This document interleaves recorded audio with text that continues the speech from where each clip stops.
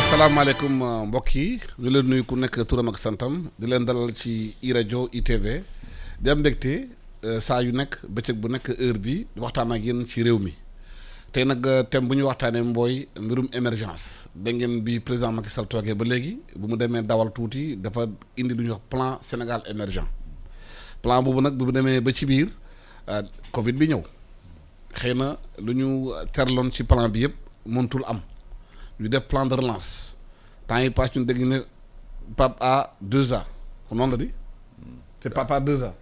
waaw PAP 2A PAP 2A PAP 2A bi ñu ne dañuy wut ay li koppar yu bëri pour lancer économie bi ndegam réew mi ak adduna bi yëpp ñu ngi ci crise financière ak économique est-ce que mun nañu wax mbirum émergence fi ñu toll nii fan la ñuy wax pour jëfandiku pour génn réew mi ci jafe-jafe yu bu nekk parce que ku nekk xam nga ne fi nga nekk fi nga toog réew mi tar na yi fi tar na jafe-jafe yu bëri na koppar yu manqué na askan wi sonn nañ ci lu bëri ci lu ñuy waxtaanee tey di invité kii di Youssou Diallo di PCA Sonacos di économiste di liggéey ci mbirum maanaam économie te di nekk président club Sénégal émergent keneen kii di Mansour El Hadj Mansour Samb bind benn téere bu ñu tuddee les limites du plan Sénégal émergent te moom tamit mu nekk économiste nekk FASEG ñu leen di dalal di leen maanaam souhaiter bonne journée bu ñuy démarrer ci loolu Youssou Diallo plan bi changé nañ ko ñu koy réajuster réew mi fu mu toll nii foo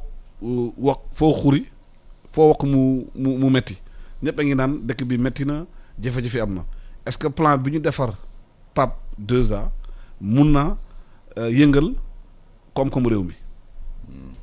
waaw jërëjëf Alassane maa ngi lay nuyu di la sant ci invitation bi et di nuyu suma naatongo bi muy El Hadj Mansour Samb El Hadj Mansour Samb nga xam ni xamante nañu bu baax macha allah et di nuyu seen mbooleem auditeurs yi ak téléspectateurs yi et di rafetlu aussi débat bi nga posé parce que débat bu am solo la boo xam ni tey jii moom mooy li nga xam ni réew mi ci la ñu war wax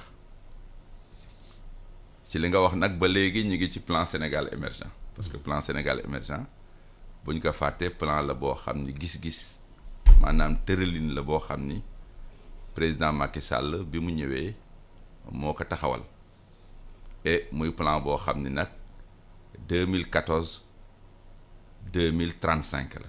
muy ci ñaar fukki at.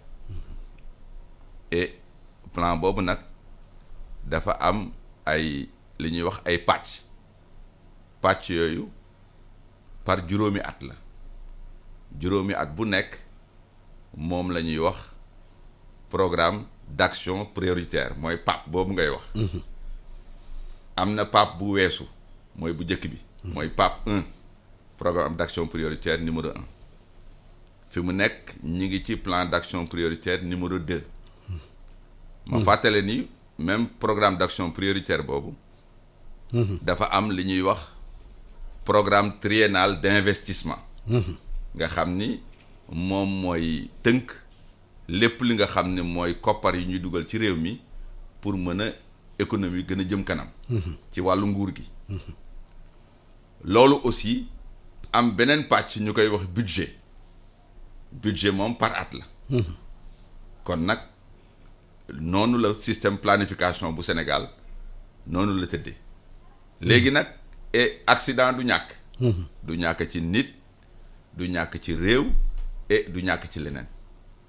corona bi nag moom accident la lu kenn xaarul woon noonu mbiru yàlla la bu mu indi mu ëmb àddina sépp et loolu nag bu amee nga prévoiroon ni kat xëy na ci say hypothèse dinaa dem fale et nga gis ni kat am na loo xam ne dafa ñëw am yoo xam ne daf ko sooxal ci yi nga prévoiroon da ngay fàggandiku ni kat est-ce que fi ma waroon àgg mën naa fa àgg ak su ma fa waree àgg nu ma fay àggee moo indi li ñuy wax le programme d'action prioritaire numéro 2 ajusté maanaam bu ñu saytuwaat bu ñu tegaat ci yoon et léegi nag bu ñu ko tegaatee ci yoon bu fekkee dañu bëgg dabu il faut que ñu baral jéego yi mooy accélération donc lii laa la ci mën wax donc fi ñu toll ba léegi ñu ngi ci plan Sénégal émergent mais nekk ci li ñuy wax programme d'action prioritaire ajusté et accéléré. Mohamed Samb est-ce que programme d'action prioritaire ajusté accéléré li war def nañ ko ci ba doxalin réew mi mu changé mu laal surtout askan wi. waaw dëgg la Alassane avant de commencer vraiment maa ngi lay gërëm ci invitation bi donc di gërëm comme Youssou ni mu ko waxee di ko gërëm parce que Youssou aussi xamante nañ bu baax dañuy toog di waxtaan lu bëri di gërëm ñu ñëpp ñi ñuy seetaan xam nga Sénégal dañu jógee 2012 dañuy ñëw président Macky Sall dañ ko élire ak benn programme bu ñuy wax yoonu yokkute donc bi ñu ñëwee ba 2014 mu changé d'orientation bien vrai que Abdou Mbaye ñëwoon na ak benn programme bu ñuy wax stratégie nationale de développement économique et social boo xamante ne mooy woon surtout document 1 document stratégique de réduction de la pauvreté 1 bi Idrissa Seck validé woon Paris en 2003. Hadjibou Soumaré ñëw validé deuxième bi en 2007. Abdou Mbaye boo doon ñëw ak beneen boo xam ne c'est dans la même logique. Macky Sall ñëw arrêté yooyu. ba pare ne ce sont pas vraiment des programmes qui étaient très ambitieux parce que ça c'est limité à réduire la pauvreté. Maintenant il nous faut une vision à long terme. loolu mooy andi plan Sénégal émergent avec une vision d'ici 2030-35. donc mu commencé 2014 de 2014 à 2019 ñu ngi doon ci loo xam mooy li ñuy wax PAP 1.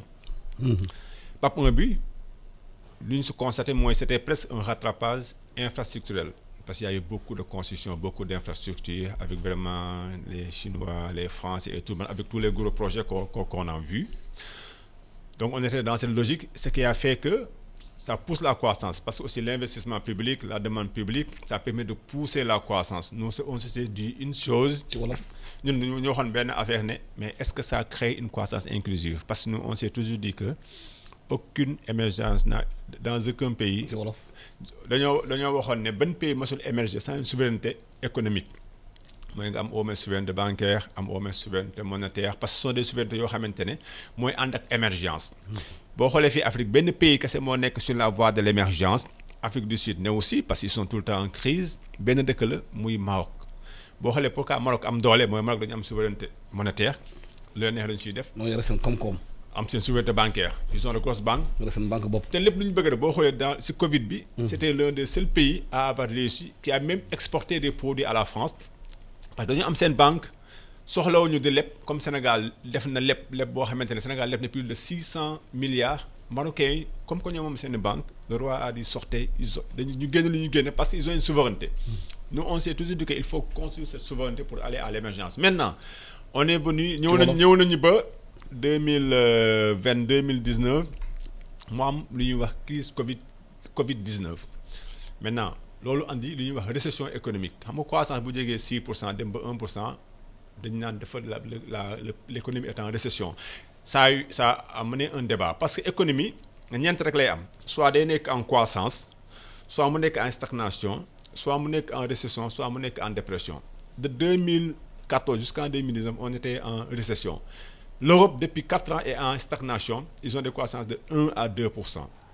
La dépression mooy li États-Unis doon dund avec la crise de 29 dépression totalement mais ñun dañoo nekk en récession mooy économie dafa dafa jékki-jékki wàcce jusqu'à 1% et quelques maintenant il fallait corriger ça moo tax ñu andi PAP 2A accéléré 2A mooy un thème qui est important bu si am njëriñ mooy ajustement dañ nekk dans un plan d'ajustement qui est différent du plan d'ajustement structurel. Pourquoi ñu defoon ñu plan d'ajustement structurel dans les années 80 parce qu'on avait des déficits intérieurs et des déficits extérieurs mooy ne suñu dëkk dañoo amoon déficit interne yoo xamante ne on pouvait plus financer notre économie am ay déficits externes au niveau du trésor français moo taxoon tubaab yi def ñu dévaluation pour ñu mën a parce que dévaluation leen kese mooy tax mooy pour nga mën a exporter nga mën a dugal xaalis sur le compte d'opération parce que boo exporter lu ñuy jël sa 50% nga mën a dugal xaalis sa trésor public parce que di nga am ay recettes loolu moo taxoon ñu def plan dañuy wax la ñu ajuster économie bu nekkee crise da ngay ajuster pour mën a relancer. Maintenant on a fait un plan de résilience qui nous a coûté 600 milliards d'endettement a fait exploser le déficit à 6%, exploser l'endettement à 60%. Maintenant, avant de parler de travailler sur certaines dynamiques économiques, il faut ajuster l'eau. L'objectif c'est quoi? mu ñu ñëwaat à un déficit de 3%, muy ñëwaat à un taux d'endettement pour mën a souffler encore sur les finances publiques.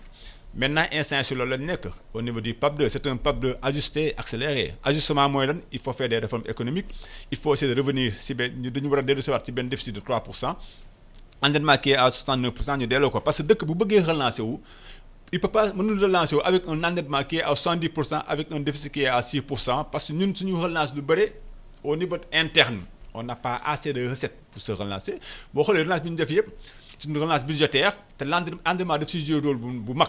Donc boo demee ba nekk 70% boo naree endetté waa day xaw a métti moo tax ba pare aussi ce déficit est monté moo tax ñu nekk dans un ajustement boo xamante ne dañ day dem ba 2023 maintenant ajustement boo xamante ne PAP bi da boo xoolee le PAP 2 lu ko accompagner mooy lan mooy aujourd'hui dafa am ay défis post Covid-19 mooy dans le PAP 2 le premier défi mooy retrouver c'est-à-dire que ñëwaat sur une souveraineté économique éviter ça veut dire revenir sur la dépendance économique par l'industrialisation c'est-à-dire que renforcer la dépendance lutter contre la dépendance économique par l'industrialisation. Deuxièmement c'est accélérer la souveraineté alimentaire et pharmaceutique.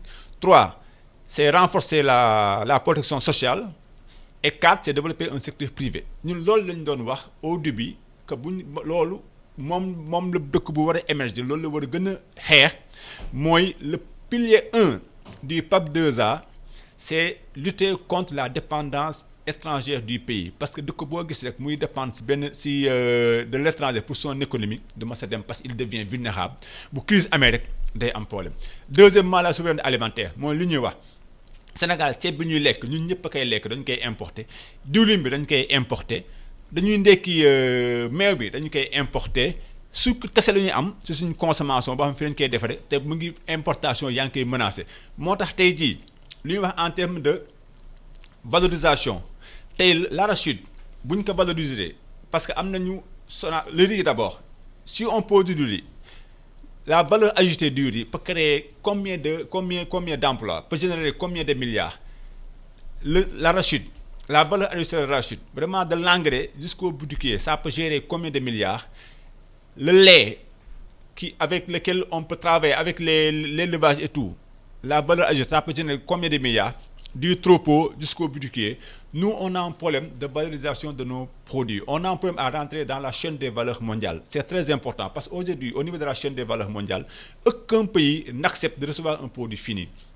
Aujourd'hui tey boo xoolee presque plus de 70% des produits qui circulent ce sont des produits intermédiaires mooy Sénégal day démarrer benn produit jox ko benn dëkk mu yokk ci valeur ajoutée jox ko ne mu yokk ci valeur ajoutée jox ko ne mu yokk ci ba delluwaat Sénégal tey ban dëkk accepté wul di recevoir un produit fini parce que exporter un produit brut c'est exporter des emplois ñun bu ñu jëlee suñu gerte exporter que de façon brute mooy jox chinois yi ñu liggéey mën ko transformer.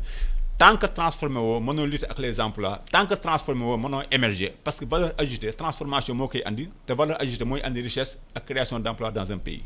wax na dëgg sànq benn mot bu am importance réew bu bëggee émerger il faut mu souveraineté monétaire day poser au fond la question du franc CFA tey déglu naa ci RFI Jean-François Mbaye di député français d'origine sénégalaise di wax ci mbirum éco bi chef d'état africain kenn ci ñoom laajul.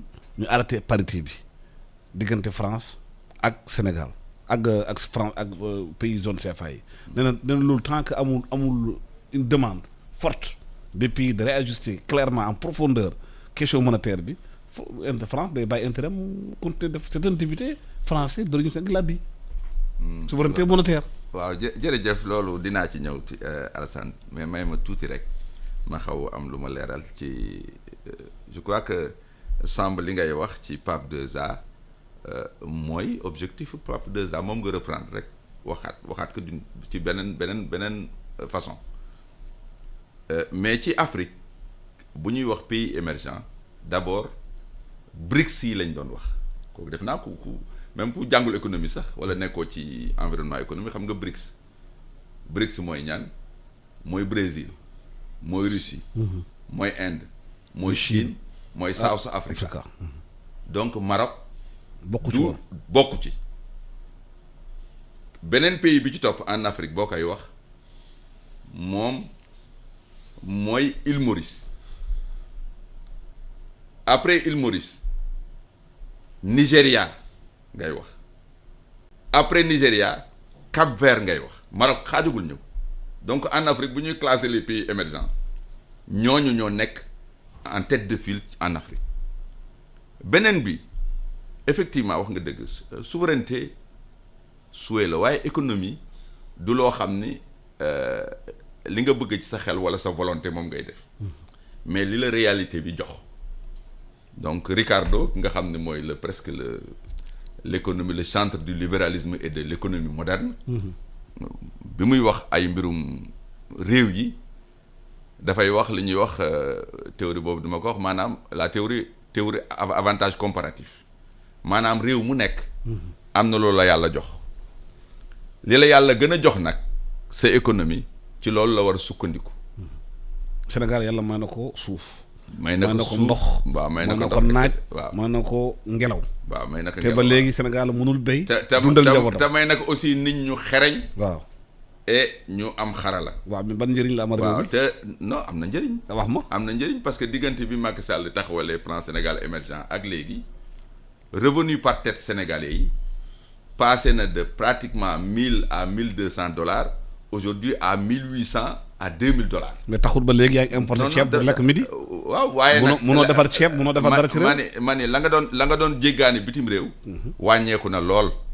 parce que boo nekkoon ci 350 à 400 000 tonnes en 2012 tey jii yaa ngi jege 1,200,000 à 1,300,000 tonnes de paddy. waaw mais ci souveraineté monétaire kooku nag loolu yëpp.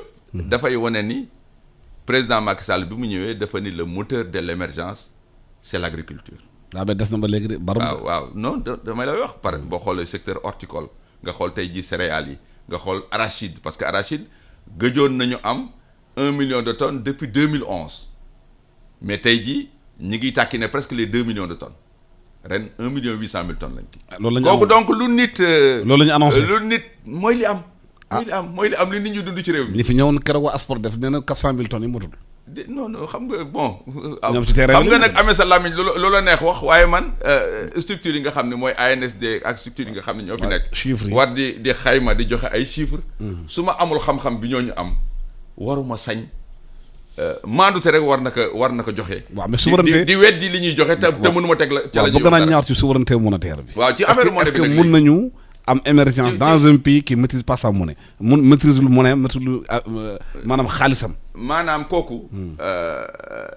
gis nañ ko ba d'accord ci defar éco waaye éco bi aussi li ko perturbé mooy Covid bi mënoo nekk dans une situation boo xam ne da nga nekk réew moo xam ne tey jii yaa ngi laaj pour ñu annuler sa dette dëkk yi nga xam ne sax ñoom lañ yoreel alal nee nañu suspendre encore le service de la dette defoon nañ ko defaat nañ ko donc ñoom ñi nga xam ne ñoom la ñu yoreel xam nañu tey jii ay la yowoon ni crise bi demee mënuñu leen fay kon nag loolu boo ci bëggee yokk beneen incertitude mooy dugg ci monnaie boo xam ni dafay indi spéculation indi inflation parce que monnaie aussi le principe maanaam li nga xam ne mooy dëgëral monnaie di ko dëggal mooy kóolute mooy li ñuy wax confiance. donc période bi ñu toll di fi battre beneen monnaie defe naa ni li ñuy wax maanaam aventure la te ragal naa ni suñu réew yi fi ñu toll daal nañu néga di tuuti jéem a góorgóorlu mais option génn ci CFA defar suñu monnaie bopp ñëpp gis nañ ni nécessité la d'accord nañ ci am na réforme yu ñuy def ak France mais député français yooyu sax di wax ñooñu xam nga dafa am réew yoo xam ni li tax mënuñu avancer ci àddina mooy ba léegi il croit que ñu ngi ci ère colonisation alors que bañ ci génne yàgg na. mais kooku c'est un député d'origine sénégalaise Jean-François Mbaye il est sénégalais d'origine. mais ñooñu dafa am tubaab yu weex ak yu ñuul. ah bon. kooku da koy boole ci tubaab yi ñuul yi rek. déjà tur bi sax wax na boppam. waaw mais dama bëggoon bu ñu ñëwaatee ci réew mi est-ce que matuwaay yi jël nañ ko pour économie bi koom-koom yi changer est-ce que Covid bu mu ñëwee ba léegi sentir ngeen am na investissement yi ñu def ci réew mi créer emploi ci mbirum agriculture bi ci mbirum fànn yu bëri pour yëf yi changer. parce que au-delà du slogan de discours est-ce que changé na réellement. waaw mooy li may wax ñun dañu am objectif mooy dem ci émergence. damay revenir un peu ci li monsieur Diallo wax sànq xam les BRICS la dañ ko def presque boo xoolee le PIB bi à l'époque quand on le faisait Afrique du Sud moo ëppoon PIB au niveau de l'Afrique.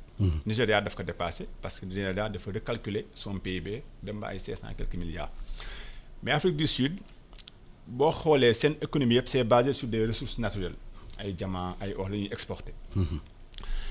Alors que pour un pays comme le Maroc n'a rien du tout mais parvient à conquérir l'Afrique par des entreprises par des banques boo xoolee les entreprises marocaines ni ñuy conquérir l'Afrique ak ni ñuy demee di uti ay marché à l'export ak seen dynamisme boo xoolee entreprises sud-africaines yi amuñ man doo leen xam sax doo leen xam donc deuxièmement mooy li may wax Sénégal fii tant que le secteur industriel ne fait pas 40% du PIB duñu mos a émerger c'est normal moteur du agriculture c'est l'agrobusiness c'est l'agro-industrie tant que yaa ngi def 1,8 million tonnes di ko exporter Sonacos di am ay problème doo mos a émerger ça c'est clair tey boo demee dans les statistiques de la douane tu vas avoir 800,000 tonnes importées ça veut dire que depuis ça n'a pas changé depuis des années il faut voir les statistiques de la douane pour voir est-ce que ñu ngi def tonnage benn bi va voir di nga gis ay 800 et 600,000 tonnes ceeb baa ngi dugg Sénégal de plus en plus mu ngi dugg. Deuxièmement chaîne de valeur du riz chaîne de valeur de l'arachide chaîne de valeur de la tomate chaîne de valeur du lait loolu moo tax ab dëkk mën na émerger loolu mooy créer ay emplois parce que transformation fu mu amul émergence mënu fa am. Maintenant nous on a une base qui est là c'est l'agriculture est-ce que am na volonté politique au niveau de l'agriculture parce qu'on l'a dit boo augmenter le prix à 250 francs parce que là l'État newul dans une logique de l'industrie il est dafa nekk dans une logique du paysan. État xam ne bu defee agriculture à 250 francs spéculation mën na am li ñu mën a wax mooy Sonacos bu jëndee à 250,000 francs Sonacos bu jëkkoon leen lay def day jënd gerte daf koy triturer exporter ko jaay ko jënd huile de soja ñëw jaay ko Sénégal ñun Sonacos moo suñu lekk huile d'arachide Sénégal huile soja la Sonacos moom la ñu doon jaay bu jëkkoon ba parce que Sonacos noonu lay liggéey parce que le coût de l'arachide il paraît que ça coûte un peu cher pour jaay ko fii day poser problème. Maintenant Sonacos buy dem di jënd soja au niveau du marché international le prix de la tonne d'huile d'arachide quand le temps va à 250 francs Sonacos au niveau international son prix est plus cher que le prix de la tonne d'arachide au niveau international qu'est-ce que l'État lu mu doon def day wax ne dama leen di subventionner jaay leen rek mais je subventionne mais la subvention tarde toujours à venir loolu moo tax créer ay problèmes des problèmes au niveau de la Sonacos pourquoi l'État ne peut pas avoir un courage pour dire que ren le prix je le fais à 230 pour permettre à la Sonacos de repartir à zéro parce que ñëpp xam nañ ne la chaîne de valeur de l'arachide à travers Sonacos Lindiane à Kaolack à travers Sonacos Ziguinchor à travers Sonacos Diourbel ça crée combien de milliards au niveau du monde rural parce que Sonacos c'est le moteur de l'agriculture parce que Sonacos bu jëkkoon ba mooy dox agriculture mën a dox mais pourquoi maintenant l'État n'a pas d'option sur la Sonacos pourquoi l'État ne peut pas dire vous les paysans regroupez-vous en coopérative je vous donne 40% de la Sonacos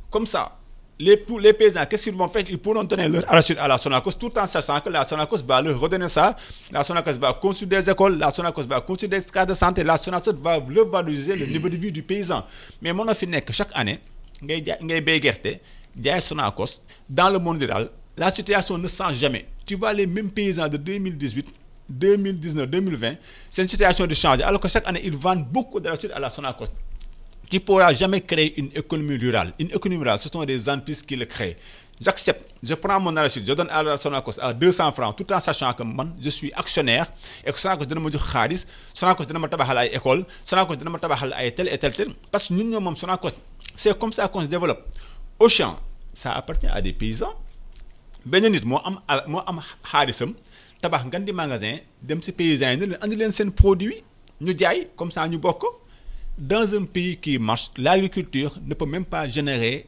10% des emplois parce que partout dans les champs ay machines nga fay gis quand on vous dit que dans ce pays 70% des emplois ce sont des emplois c'est l'agriculture c'est que c'est un pays pauvre dëkk buy dox dëgg-dëgg c'est l'industrie qui récupère tout parce qu'il faut savoir qu'il y a ce qu'on appelle la migration intersectorielle la migration des travailleurs la migration des produits la migration des travailleurs c'est quoi les travailleurs ils vont migrer un pays qui se développe les travailleurs migrent du secteur primaire vers le secteur industriel dañuy toxu dañuy toxu. Pourquoi? Parce que l'industrie c'est comme ça gis nga c'est la pyramide dans un pays qui est émergent la pyramide c'est comme ça et comme ça c'est le milieu qui se densifie parce qu'il y a une grosse classe moyenne. Parce que pyramide bi day def nii day def nii trapèze lay nekk parce que au milieu ça se densifie parce que day am lu ñuy wax classe moyenne. dëkk bu émerger c'est la classe moyenne qui fait émerger c'est la classe moyenne qui consomme c'est la classe moyenne quand elle est robuste ça fait émerger un pays mais pyramide buy Sénégal nii lay def la base là y a même pas de classe moyenne au Sénégal parce que la classe moyenne au Sénégal sur boo ko xoolee ëppul lu ndaw la moo tax mënoo émerger sans développement d'une classe moyenne une classe moyenne comment ça se développe c'est en boostant le secteur agricole et booster le secteur agricole c'est quoi parce que faut savoir que c'est booster le secteur industriel faut savoir que le secteur industriel c'est la courroie de transmission d'une économie. ci wolof sàmm. secteur industriel mooy. oto ni muy amee courroie de transmission secteur économie noonu la koy amee secteur industriel mooy courroie de transmission mooy jël produit agriculture transformé ko jox ko nu mu tudd secteur tertiaire mu jaay mais courroie bi tant que mu ngi bloqué y aura jamais d'émergence ça il faut ñu xam ko. Aujourd'hui la courroie là est mort au Sénégal depuis longtemps il fait combien 20% du PIB et ça pose un gros problème. dañu naka la ñu war a lancer secteur boobu xamante ne moom moo war a huiler économie bi créer classe moyenne bi parce que dañu constaté que ak Covid bi génne chiffres yi ministre bi waxoon na keroog il y a plus de 7000 PME xamante dañu nërmeelu ci Covid bi dee nañu te gis nañu réew yu bëri ñu résister par rapport au Covid ci plan économique dañoo am ay PME yu dëgër dooleel leen. parce que PME ñooy créer chaîne de valeur créer emploi yu bëri. effectivement parce que foofu par exemple ci secteur maanaam pàccu économie bi daal yi nga xam ni dañuy wax ni mbirum mbay càmm ak napp et cetera. moom la ñuy wax le secteur primaire maanaam boo jëlee réew bu mel na Sénégal benn réew rek moo ko xaw jege ci PIB parce que Sénégal dafa am boo xoolee maanaam maanaam alalam. parce que PIB bu ma ko waxee aussi ñenn ñi xëy na duñ ko mën a dégg. PIB mooy alalu réew mi mooy alalu réew mi ci at. waaw koom-koom ni ñu nattee koom-koomu réew mi ci at.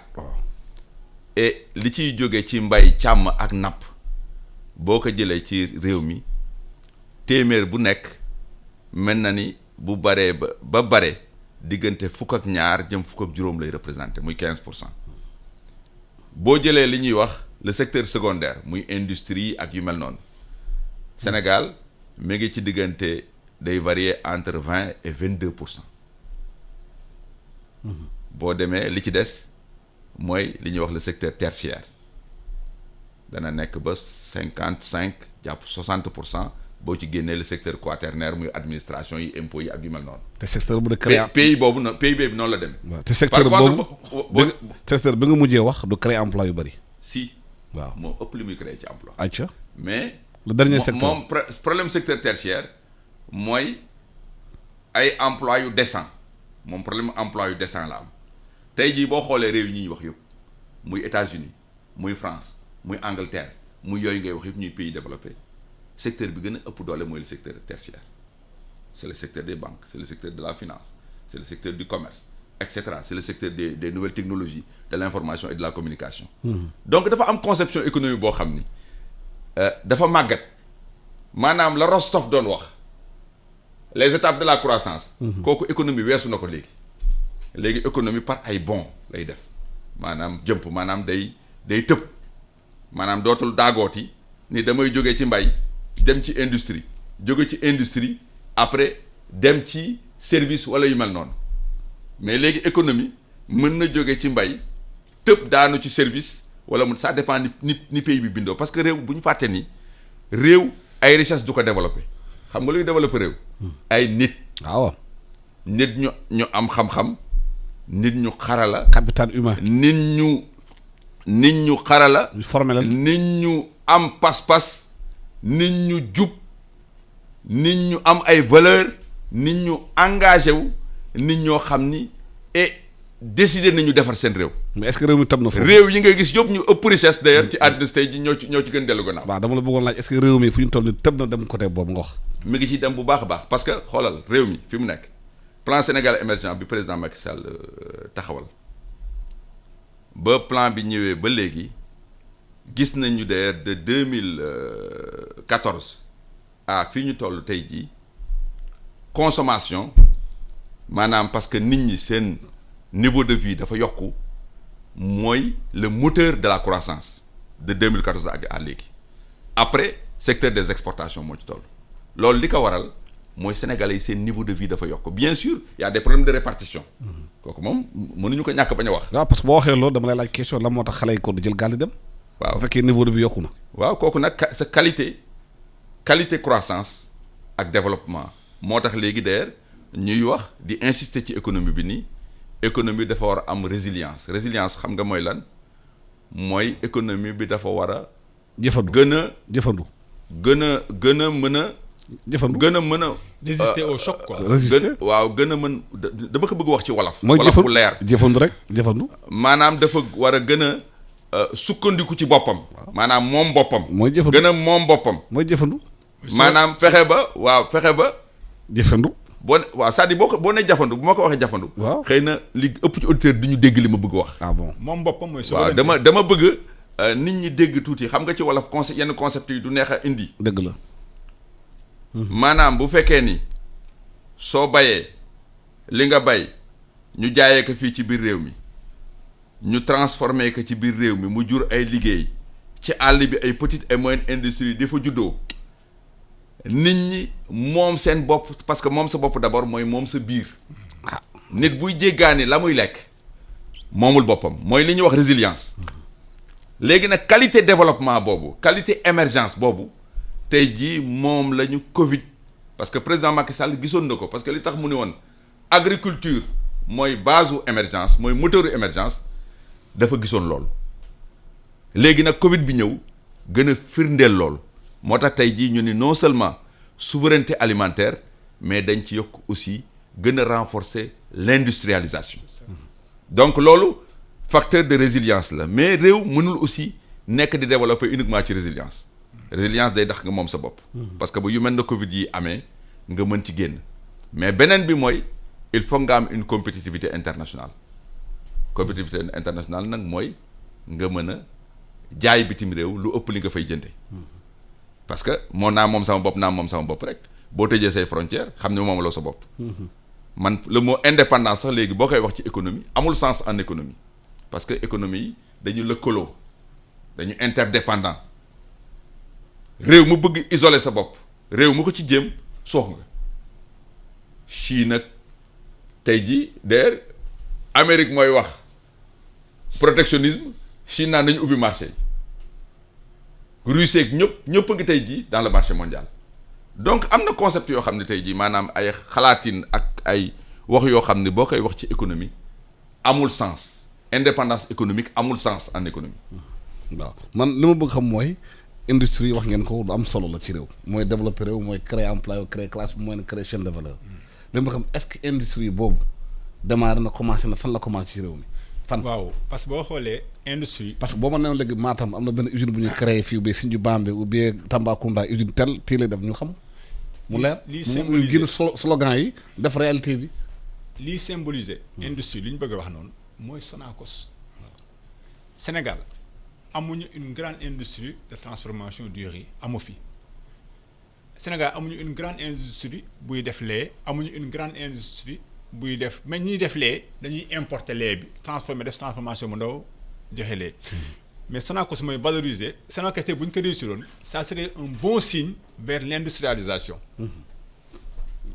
Ça serait un bon signe vers l'industrialisation parce que Sonacos c'est 2 millions de paysans Sonacos gerte mooy arachide Sonacos dafa am Sonacos Diourbel am Lindiane am Ziguinchor Sonacos daf ko doon dundal Sonacos dafa doon defar ba saabu dafa doon defar saabu di defar eau de Javel Sonacos dafa doon defar jiwu xar di defar lépp Sonacos c'était la paysannerie rurale depuis ONCAD Sonacos mooy dundal Sénégal donc Sonacos c'était ce premier signe boo xamante ne pour aller vers l'industrialisation maa ngi koy waxaat objectif quand tey tous les pays qui ont émergé ils sont en Asie du Sud-Est PIB du secteur industriel 40%. La migration intersectorielle des produits il faut ñu respecter ko mënoo xam nga Sénégal on a une migration faussée mooy dañuy jóge primaire dal tertiaire mooy même les paysans dañuy dem si àll bi bu commencé taw dañuy bàyyi seen marchand ambulant yi daw si àll bi jàppale seen papa jàppale seen nijaay gis nga bu 3 mois li ñuy liggéey dawaat delluwaat si tertiaire di commerce war c'est un grand problème. Deuxièmement, la migration des produits gis nga day jóge si secteur primaire mbëm secteur tertiaire mooy gars yi dañuy béy nii rek dem jaayee directement y a pas de transformation c'est-à-dire muy tout est faussé au niveau de la migration de la main-d'œuvre. Tout est faussé au niveau de la migration des produits. Amul ben dëkk bu émerger dans ça. Aujourd'hui en Europe, le plus grand pays c'est l'Allemagne. L'Allemagne c'est le plus grand secteur secondaire d'Europe. Allemagne ce sont des ingénieurs, des techniciens, ñooy defar ay auto, ñooy defar ay machines outils. Lépp ñoom la, c'est leur marque de fabrique mondiale. Aujourd'hui Chine, li tax Chine dem, c'est parce que Chine c'est l'atelier du monde. Chine fa la ñuy produire lépp. Mais cette production là, c'est le secteur comment ça s'appelle? C'est le secteur secondaire.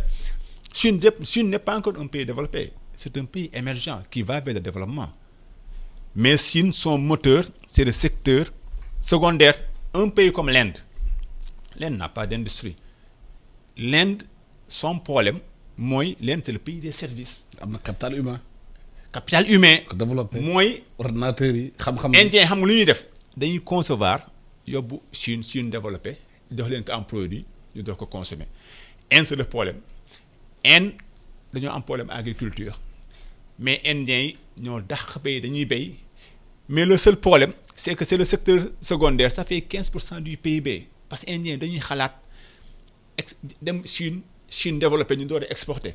Donc aujourd'hui indiens on a dit Narendra Modi qui est le premier ministre tout son problème c'est la réforme des terres pour pouvoir construire des usines parce que Inde loolu kese moo ko manqué.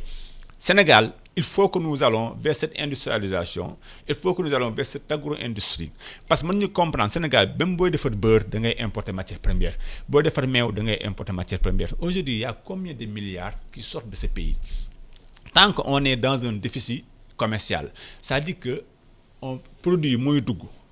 Alal di génne, luñ mësa développer wu parce que alal dañ ko soxla ci dëkk bi. Sénégal suñu déficit budgétaire dafa rëy. Tout nous rentre alors que notre argent sort. Tant que amuñu une industrie forte duñ mën a dem te industrie forte mu ngi commencer par une agriculture. Il faut savoir que c'est l'agrobusiness qui tue l'industrie. Le Brésil mu ngi koy wan tout le temps c'est le pays des jus de fruits parce que le Brésil parvient à transformer ces jus de fruits. Aujourd'hui au Sénégal dañ naan on a fait un record dans les produits, les légumes et les fruits. Je sais pas comment on l'appelle encore. Horticulture. On a fait un bond. On a exporté combien de tonnes? Mais après on nous le renvoie en confiture. Maanaam bu ñu béyee légumes yeeg yooyu. waaw dañ koy exporté et on dit ouais on a battu les records d'exportation mais après les Européens ils nous balancent ça. ci wolof. Après Européens dañu koy delloo en confiture dañu koy delloo en fruits et légumes ñu koy lekk tout duñ mos a dem. Je donne un exemple d'un pays comme la Côte d'Ivoire. La Côte d'Ivoire dafa créer benn loi boo xamante ne dane pour le cacao il faut une première transformation et une deuxième transformation avant d'exporter.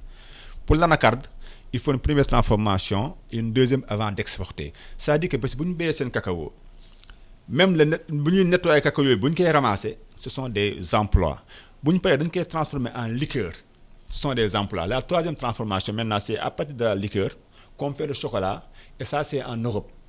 Donc première transformation, deuxième transformation, c'est beaucoup d'emplois. Anacarde, première transformation, deuxième, c'est beaucoup d'emplois. Et même aujourd'hui, ils sont en train d'installer des industries de chocolat. C'est comme ça qu'on pourra se développer. Un pays comme le Gabon, Gabon, c'est un Sénégalais qui s'appelle Pierre Gorom Ndiaye, moom défend le plan Gabon émergent.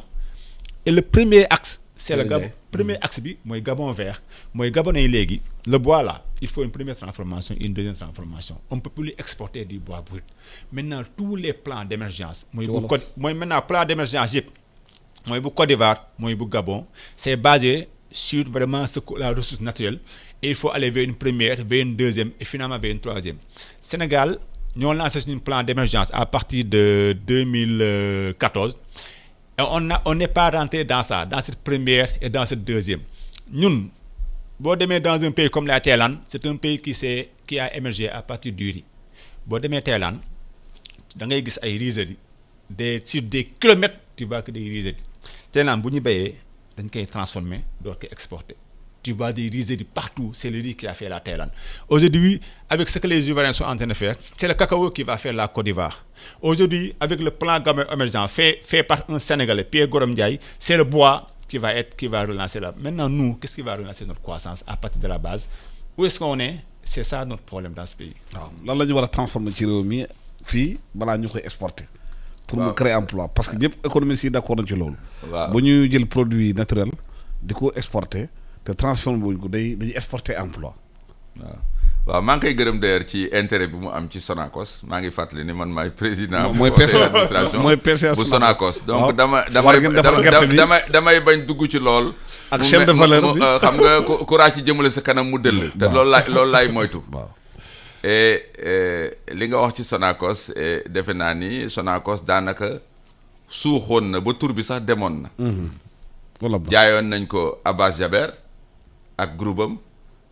Sonacos dem ba mënatul jënd gerte. xam nga exportation gerte gi li ko indi suuxu Sonacos bi fi Sonewor ñëwee. bi président Macky Sall ñëwee mesures yi mu jëkk jël en 2015 mooy nanguwaat Sonacos nangu Sonewor ni ñu première mesure dindi leen tur bi ngeen delloo si Sonacos parce que moom la réew mi xam. beneen bi mooy jëndaat naa action yi ñu redressé ko ba tey jii 2019 Sonacos am na bénéfice boo xam ni toll na ci 370 millions alors que depuis presque 10 ou 15 ans ay déficit la doon am ba ren liggéeykat Sonacos ñu ngi may dégg fay nañ leen prime de rendement loo xam ne xëy na ëpp na fukki at ak juróom amuñu ko woon. waaw mais Sénégalais xam nga kooku liggéeyu président Macky Sall. xam nga ñun comme Sénégalais bëgg nañu Sonacos suba. commencé defar saabu ji. voilà bañ di importer saabu ji. non comment nañ defar tour d'arachide bi ñu mu ko jox xar yi ñu koy lekk. xanaa def chaîne de valeur bi yëpp dama lay jox information. xanaa yëgoon ne Setuna. waaw bi nekk Diourbel. waaw daan defar eau de javel daan defar vinaigre et daan defar yenn produits cosmétiques yi. ak surtout aliment de bétail bi. mais Sonacos ubbiwaat na ko mi ngi dox. ah macha allah mais loolu. kon nag loolu. am na loo xam ne ay information yoo xam ne xëy na nit ñi. dañ ko amul dama doon bañ dugg ci loolu. oui mais loolu bu commencé mu xaw a kii débat bi surtout que ci émergence la ñuy wax. waaw xam nga loolu boo leen bëggee. waaw mu law. waaw da ngeen nag surtaxé exportation yi importation yi. waaw c'est-à-dire boo leen bëggee tey si diwlin boobu vinaigre boobu ak lu muy àndal marché ci réew mi Sénégalais yi xamul da ngeen ko war a xamloo Sénégalais yi loolu am na. ñu def lu ñuy wax ne un achat patriotique. deuxièmement mooy produit ñu koy indi bitim réew ay chinois yi di ko dugal di concurrence produits nationaux yi dañ la war a surtaxé comme ça Sénégalais yi jënd seen produit bopp. waaw léegi foofu laay ñëw. waaw loolu nga war a def. parce que li ma wax sànq nee naa ñaari mbir la ñu war tey jii. jublu bu njëkk bi mooy résilience. beneen bi mooy compétitivité. compétitivité mooy nga fexe ba lépp loo defar nga mën ko jaay. mais xam nga booy defar kuddu. waaw cuillère mooy kuddu.